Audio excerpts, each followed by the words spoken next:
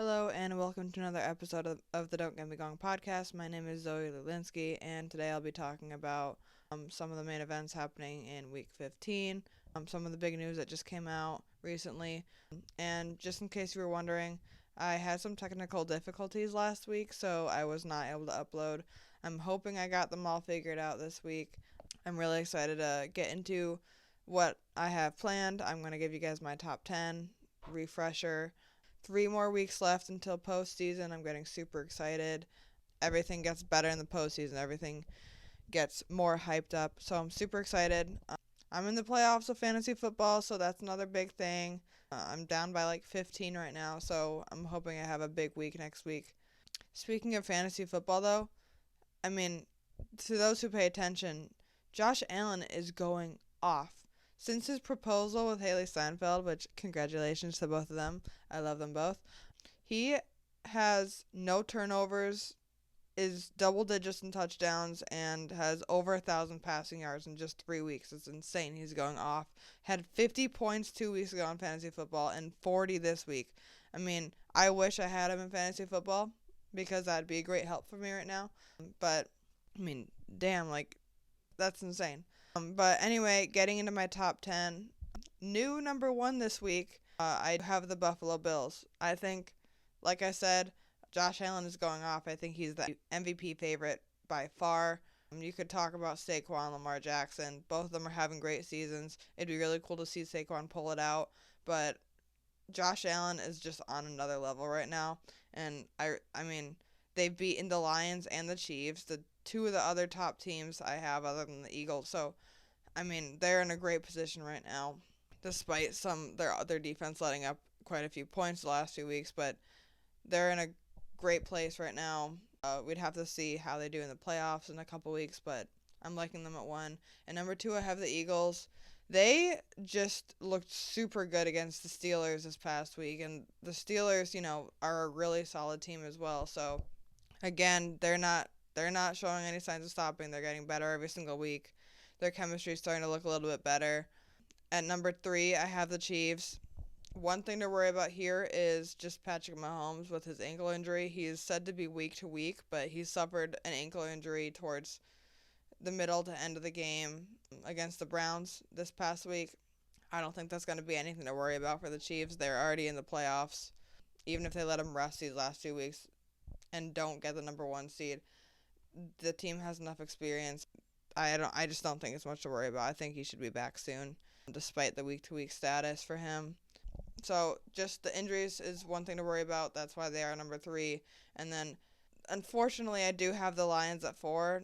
I did debate having them at 3, but the amount of injuries they have is just insane. And the fact that they've already been able to come in a little bit this season. This last week, they sustained quite a few more injuries. Unfortunately, David Montgomery should be out for the rest of the season with an MCL tear. It's really unfortunate. The Jahmyr Gibbs, David Montgomery duo is so fun to watch. They're easily the best duo in the league. 2 arguably top 5 running backs, if you want to look at it that way. But just to name a couple guys from throughout the season that are out right now, you got Carlton Davis at cornerback, Aiden Hutchinson, David Montgomery, Alex Anzalone, Khalif Raymond, McNeil. And those are just a few. There's 8 other guys that have an impact on this team that also are injured right now. If the Lions can overcome that and make the Super Bowl, this is really far in advance. There's still 3 weeks left in the regular season, but Aiden Hutchinson should be able to play in the Super Bowl if they do get to that spot. It's obviously still very likely for them. They're still one of the front runners, in my opinion, to get to the Super Bowl. Especially, the competition in the NFC is definitely going to be tough, especially with 2 of the other teams. 2 of the other top teams in the top 10 are also in their division. So that's a really fun division to watch. Just that one thing to watch out for. That's the main reason why I had the Lions falling this much. At number 5, I have the Vikings. They have the same record as the Lions at 12-2, and they're both going to be competing for not only the NFC North number 1 seed, but also the top spot in their division. This is an insane division to watch. I feel like it's historically good. The Bears are 4-10. So they're obviously the worst in the division this season, 4-10, and that's 2 more losses than the rest of the division has combined. So that's just insane. Packers, Lions, and Vikings are 3 of the best in their conference, in their division, and in the entire league. So it's a very competitive division. The Vikings did just beat the Bears on Monday night by quite a bit. The Bears are a whole nother story. They have a lot going on. Just fired Matt Eberflus 2 weeks ago, and since then have not even looked like the same team. A lot of people questioned their fight and their commitment to Matt Eberflus, but they've lost even. It looks like they've lost even more fight these last 2 weeks. Their defense has been letting up yards. Their offense is letting up sacks. Caleb Williams has been sacked over 50 times. So that's going to be something they're going to have to look at, as well as the pressure on defense. It's going to be interesting to see how they try to correct that in the offseason and who they look to bring in to continue to develop Caleb Williams.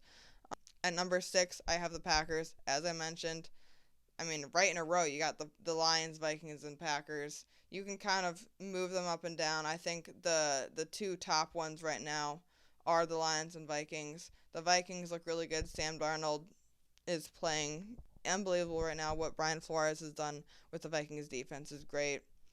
Packers, Matt LaFleur, he should be in the conversation for Coach of the Year. The Packers have the youngest team in the league, and, they're top 10 right now, looking for a playoff spot, likely to get one, and then even, in Super Bowl conversations. So they're at number 6. They just beat up on the Seahawks as well, another team who's looking to get into the playoffs. So they're looking really good right now, really hot. At number 7, I have the Ravens. It looks like they're picking it up as the season's coming to an end. So, they're picking it up at the perfect time. Derrick Henry and Lamar Jackson. Lamar Jackson, I am going up against him in fantasy football. Unfortunately, I made the decision to trade him earlier in the season. Hopefully it doesn't come back to bite me, but we'll have to see. He's playing really well. As I mentioned, he's in the MVP conversation as well. So we'll see how that continues to grow. At number 8, I have the Steelers. They just lost to the Eagles. They were missing a few pieces, obviously, with George Pickens and everything, but I think the Eagles kind of showed some holes in that team. And then number 9, I have the Broncos. Solid win this past week. And then at number 10, coming back into the top 10, not new this season, but the Commanders. Jaden Daniels is looking really good. He started off hot, has been hot all season, obviously was kind of slowing down a little bit towards the middle of the season, but these last 6 games he's had 10 touchdown passes, and comparing that to the beginning of the season, he wasn't getting all the touchdown passes. He had his first touchdown pass in, I think, his 3rd game. He's looked insane. Easily Rookie of the Year, in my opinion. Bo Nix and Jaden Daniels. I think Jaden Daniels consistently has just been better so far this season. Bo Nix has looked really good as well, obviously. But the Commanders team looks really good. They're getting Marshawn Lattimore now on defense. So that's going to be an exciting team to watch. And then honorable mentions, I have the Texans, Buccaneers, and Chargers. Buccaneers are front of their division right now, especially with that Falcons loss. And I'll be getting more into that a bit later. Chargers just had a brutal loss this past week as well. So, but, all those teams are fighting for playoff spots, looking really solid.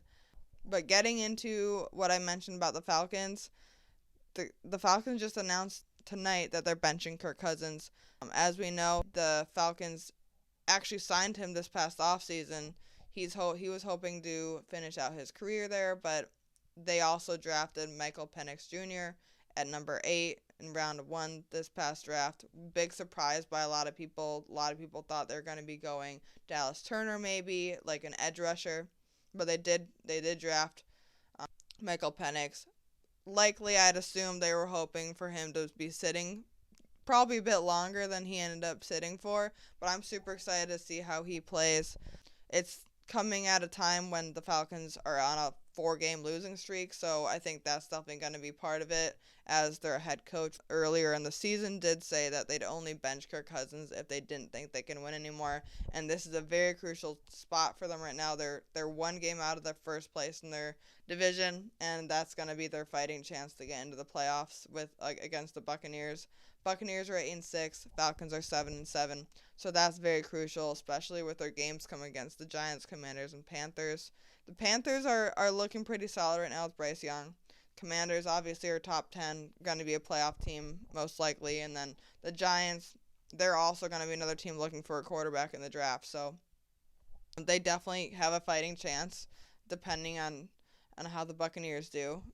But to get into kind of what led up to the benching, on the season, Kirk Cousins has 3,508 yards.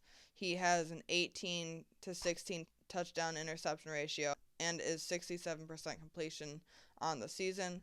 He actually started off pretty great. He had that 500-yard game against, I'm pretty sure it was the Buccaneers, early in the season. But these last weeks, 10 through 14, he's kind of been struggling a bit throughout their losses. And, if you look at the stats, he's had 1 touchdown to 9 interceptions since in these past 9 games. So that kind of shows you the decline he's had. Really unfortunate for him, but I'm super excited to see how Micheal Penix does. There's a couple options that the Falcons have. There's one that I think is the clear-cut best option. They can cut him, keep him, or trade him. By keeping him and, using him as a very expensive backup for Micheal Penix, they'd have a $40 million cap hit, also have the $27.5 million base salary, and then plus that $10 million roster bonus if they do keep him. So, that's something to keep in mind. Either way, no matter what they're going to be doing, they're going to be spending money on him. They signed him to a gigantic contract this offseason. If they cut him, they won't get anything out of it, and they'll also have that $65 million cap hit. And then, like I said, I think trading him is the best option.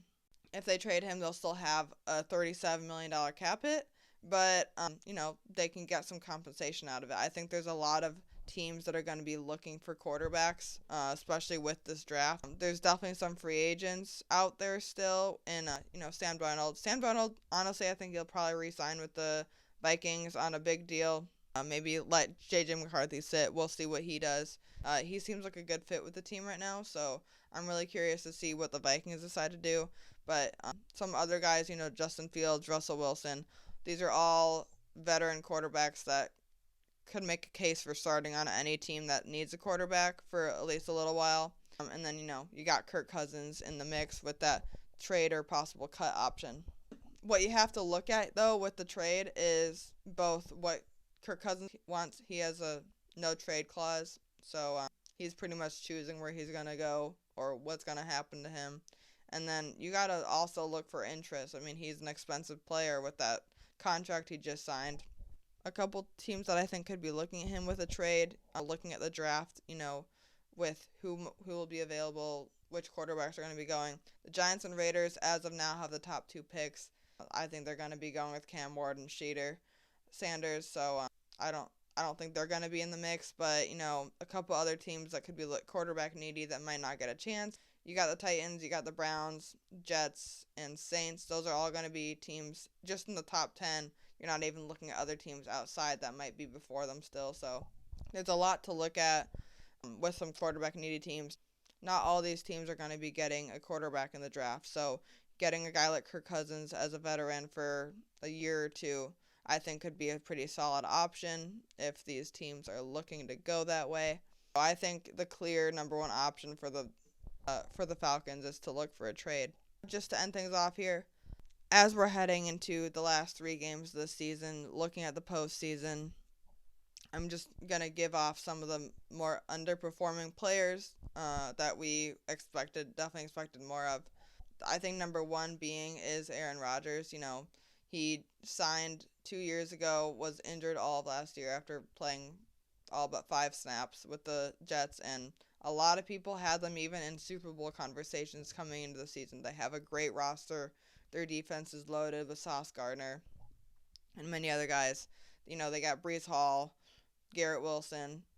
It's a solid team with a quarterback like Aaron Rodgers who's proven himself, obviously, but as we can see, they have a top 10 draft pick. Fired Robert Saleh after 5 games this season, which I think is a questionable choice after 5 games. I think they should have given him a bit more of a chance.